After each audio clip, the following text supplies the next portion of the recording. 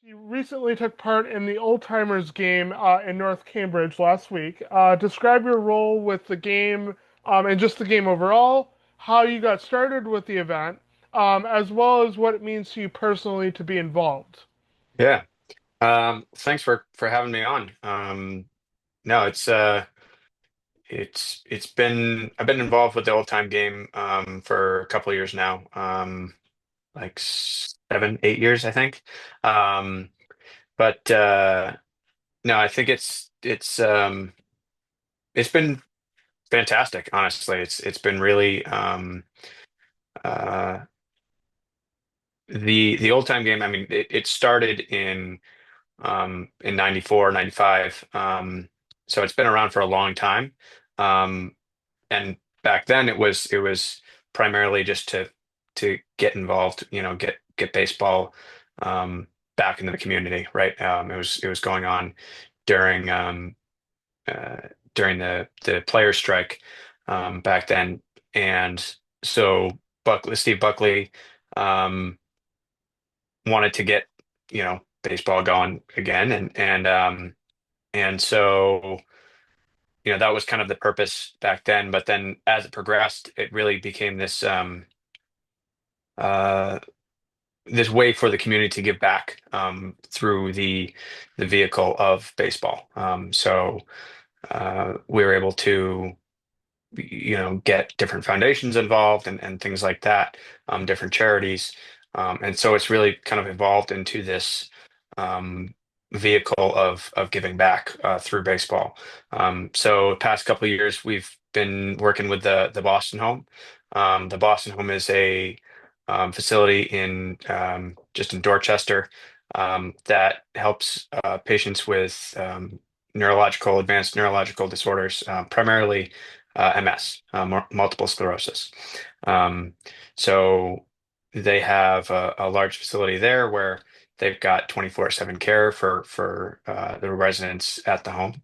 But also they have independent apartments right next door where patients that are a little bit more mobile, a little bit more independent, can still have access to the high quality care um, right next door and have a fast response and everything like that, while still maintaining a strong level of independence. Um, so everyone there is absolutely fantastic, from the residents and the volunteers that come out to the game, um, and to the staff there that help out on a day-to-day basis, but also helping out with the game. Particularly, Vicky and Allie over there, and the whole gang over there are absolutely incredible, and make the day kind of go seamlessly. Um, so yeah, it's been really cool. My connection with the Boston Home um, is a little different. So I went to school at Worcester Polytechnic Institute, WPI, out in Worcester, Mass. Played baseball there. Studied mechanical engineering. Um, During my sophomore year, I was actually diagnosed with MS, multiple sclerosis.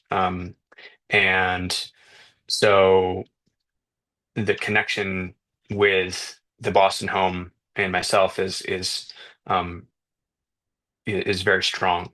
Um, so the connection I have there is it really does mean a lot. Um, so to be able to give back to that community, to the MS community, through baseball, um, is absolutely incredible, and it makes the game even more meaningful for me, um, which is yeah, fantastic. Well, from a baseball perspective, because I mean, obviously, it means a lot to you from a personal perspective, but baseball perspective, you had Rich Hill, I believe Brock Holt was there as well. Yep. He's one of four former or current Red Sox officials or players that were there. in some capacity. So, what did it mean to you from a baseball perspective to have them there supporting such an important cause like this? Yeah. Um, it's incredible to have um, like the baseball community recognize the impact that MS can have on day-to-day life, and also the impact that it can have on members in the community. Um, you know, uh, one of the I guess stars of the show on at the game this year was Gus Quattlebaum. I'm sorry, Gus, if I mispronounced his name. Um, but he was a scout for the Red Sox, um, and was actually diagnosed with MS a couple of years back. And so um, Steve Buckley's connection with the Red Sox. With that, he was able to talk to Gus and ask him if he would come to the game, throw out the first pitch, chat with some of the players, things like that. But actually, Brock Holt wasn't able to come to the game because the initial night was postponed. We got some downpours that night on Wednesday night, but uh, Gus was actually able to call up Rich Hill. And like this that same night and said, "Hey, what are you doing tomorrow?" And Rich was like, "Yeah, I'll be there." So it was really fantastic. It was I got to chat with both of them and kind of let them know my experience, but also um, share with them how much it means that they are you know giving back to this community. MS is a there's no cure for it. Um, there's no cure for MS yet. We're working on it. Um, but one of the things I try to make sure and remind people of is there, even with all the work being done for a cure of MS, um, there still needs to be lots of resources and energy put towards quality of life in the meantime, right? Until we find a cure, that quality of life needs to be um, right at the top of the priorities, because there are still people that are struggling with it, day to day. And so that's one of the big things that the Boston Home does is it provides that quality of life. It provides the resources for the residents to um, you know go out and do activities that they uh, might previously have done, and now in a modified version capacity, right? So some of those resources that the old time game um, helps raise can go towards, say, like uh, adapted kayaking on the Charles, right? Things like that, or outings for the residents. Or last year, a lot of money that was raised went to a new accessible van for the residents. So it's things like that where the the giving back from the player side really impacts the day-to-day lives of the residents, which is absolutely incredible. Okay, and then if you had to pick a former or current MLB player to come join you guys to play, Mm. who would it be and why? Oof. Um, Probably Nomar. Um, that he was my guy growing up. I think close second would probably be like 1A, 1B would be Pedroia. Um, uh, like those guys were um, both, my idols growing up. Playing ball. I was always a small guy, so Pedroia kind of rang true to me. I played second all the way through high school while still pitching. Um, I wore number 15 for Pedroia in high school. Like it was, he was my guy. But Nomar was no, number one for a long time too. So yeah, probably one of those two. Yeah, I'm gonna keep on playing till they kick me out. Um, and it's I hope that doesn't happen anytime soon. I'll keep throwing till as long as I'm somewhat competitive with them.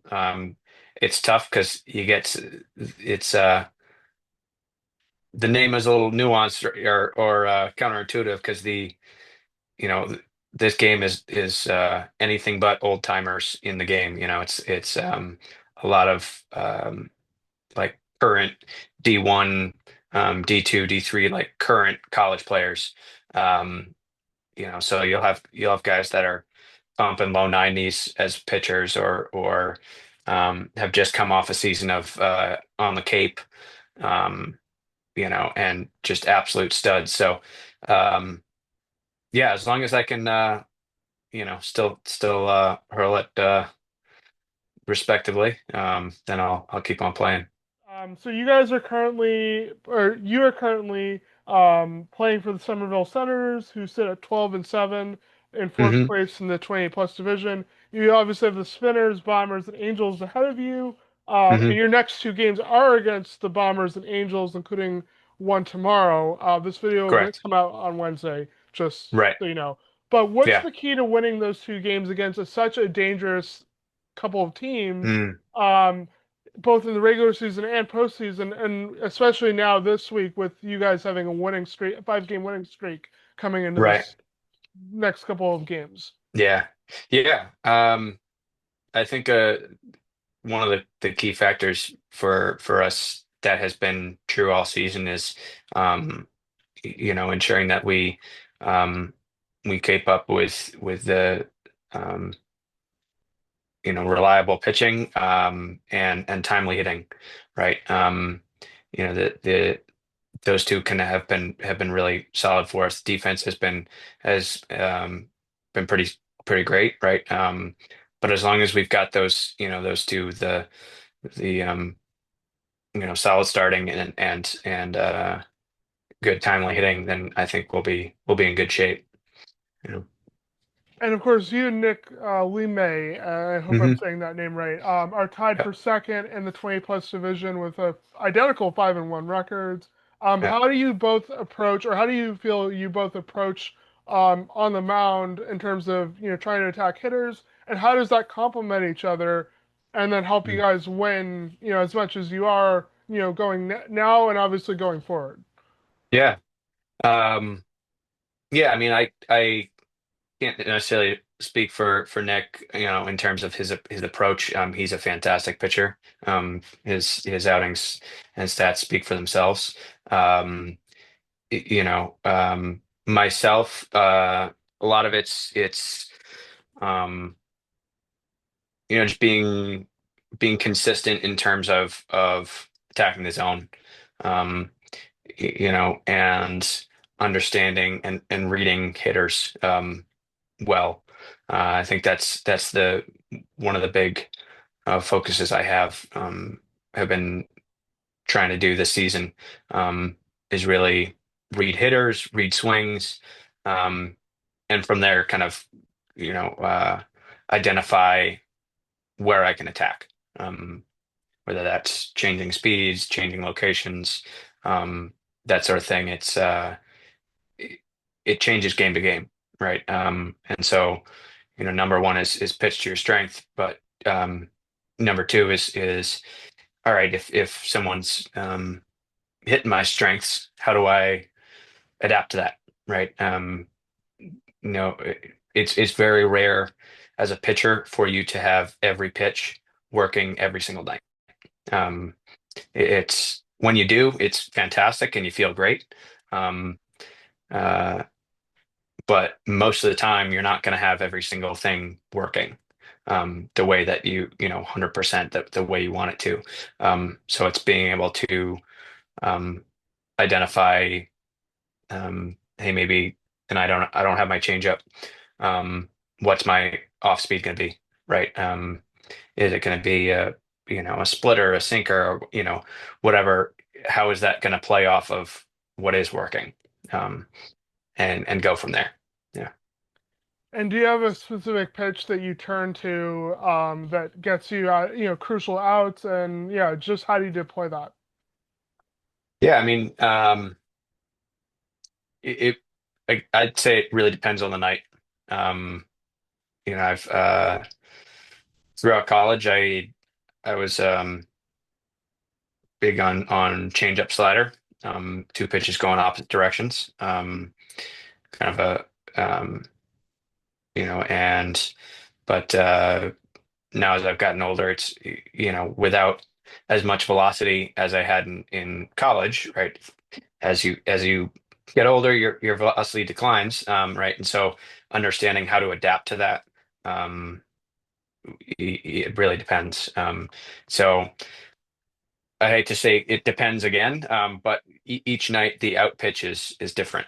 Um, depending on how the other team is swinging the bat. If they're I'm a righty. If they've got a lot of righties and um, they've got a lot of uppercut swings or something like that, then maybe that out pitch is a sinker or a two seamer or something like that, or a cutter on the hands, right?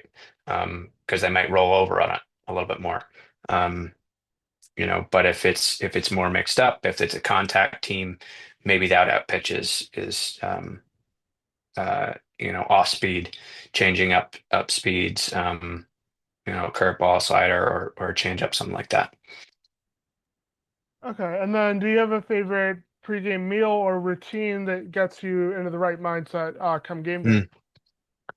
Mm. Um, ooh, Pre-game meal, probably peanut butter and jelly. That's a good one for me. Put down, three or four of those things and um, lots of water. Um, and then, music is big for me. I try to stay uh, focused and but also just kind of loose. Some guys get real serious, some guys get angry. Um, each pitcher is different. But for me, it's I'll listen to like Jimi Hendrix or you know um, all sorts of different stuff to just kind of stay relaxed and just in the moment.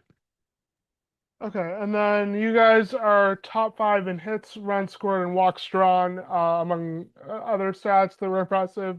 Mm. On the 20 plus division, describe your team's offensive approach and who sets the table for the team, and just who needs to be highlighted because obviously you guys have a lot of stats that are jumping off the table, and there's a reason you guys are ranked fourth in the division. So Yeah, how does the offense help with that? Because obviously we've talked about pitching, but talk about your offense a yeah, little bit. yeah. I mean, you get the guys that are there night in, night out. Evan, Darren, uh, Nick LeMay has been also fantastic at the plate too. Like he's been incredible pitching, but he had I think it was last week at you know a bomb out at the washer off the foul pole. Like he goes out and shoves and then puts one off the foul pole out there. That's pretty impressive.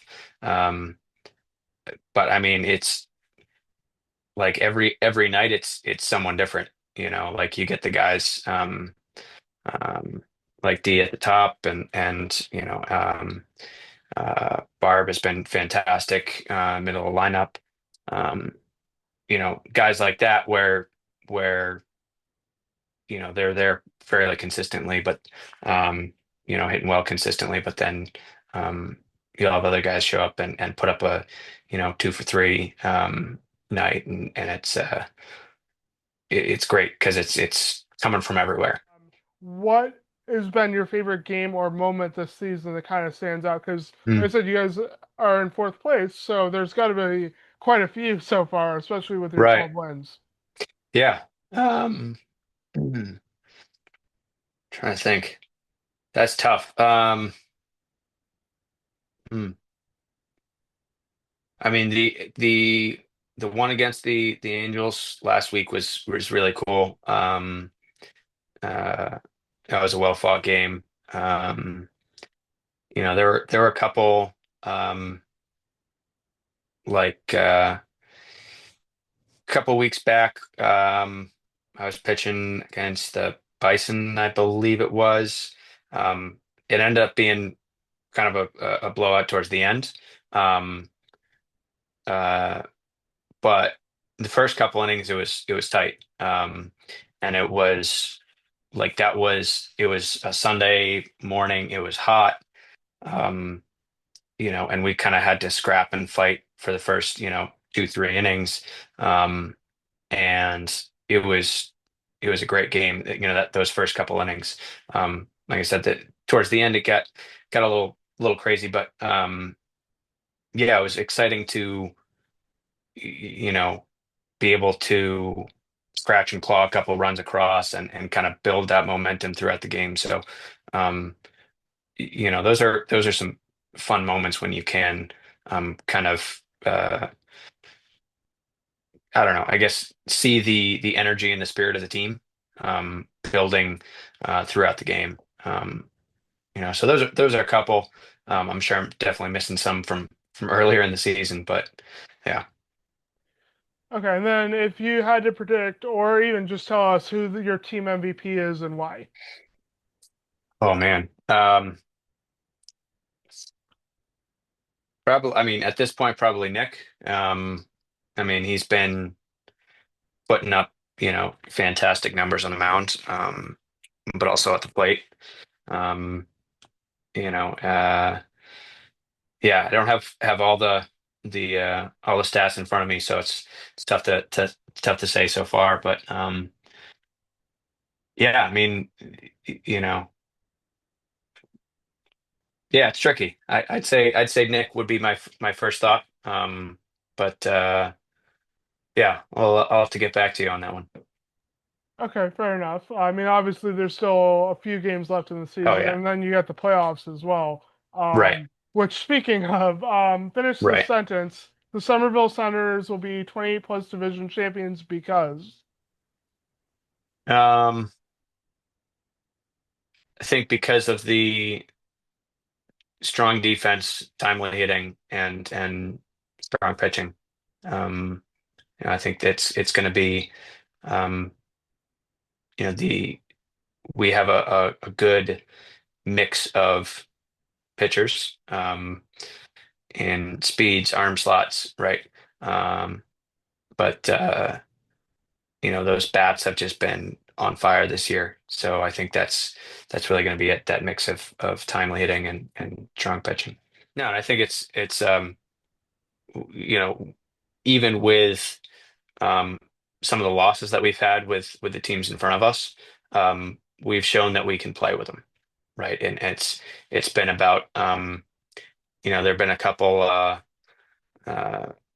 tough ones. We had one a couple weeks ago against the Spinners, where I was starting, and it was they are a great hitting team. I made a few mistakes early, and they capitalized on them, right? Um, but they we were able to come back in that game and kind of surge towards the middle innings and towards the end and really make it a game.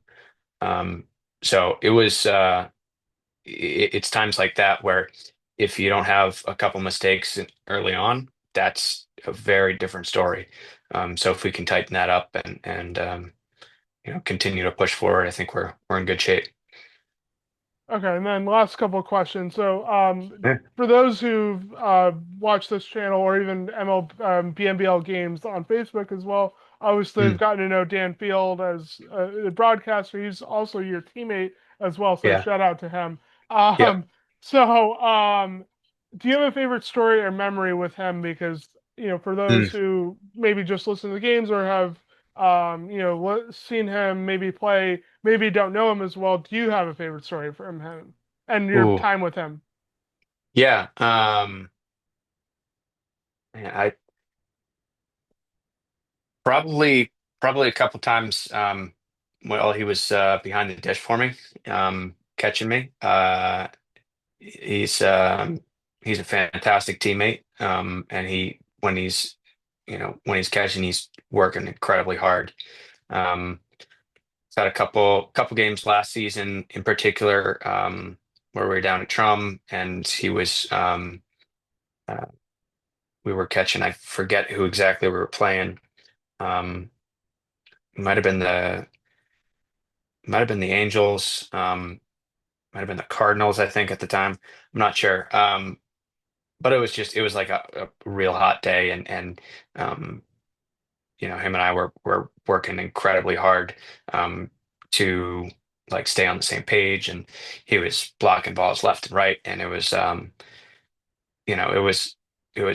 uh team effort, but also individual effort, to make sure that we stayed in the game, and got that win. So there are plenty of them. He's fantastic, but yeah, definitely the ones where him and I have been battery mates. Been fantastic. Why should fans or anyone watching come to BMBL games this season, to your team's games, and obviously just not only this season but beyond? Because you never know if you're gonna have maybe a few fans at games or like packed stadium like the Angels had, but it's always good to have more fans, right? Oh yeah, no, absolutely. I think it's a I'd say it's a very tight knit group of guys. Every single team is very tight knit. Um, I don't really see any of the teams in the league that are kind of um, just show up and play and leave. It's everyone's there, staying after games, joking around before games, and the spirit of the game is very strong within the league. Um, and it's also very competitive. Um, it's uh, are we active D1 college ball players? No. You've got guys that played pro ball. You've got guys that have set records at their colleges. You've got guys that are still throwing the ball high 80s, low 90s. And uh, making incredible plays up the middle and diving catches out in the field. And it's happening all the time. Um, and so that that community factor of the teams, that passion for the game, is incredibly strong, but also the competition, and the enjoyment of the game is really, really right there.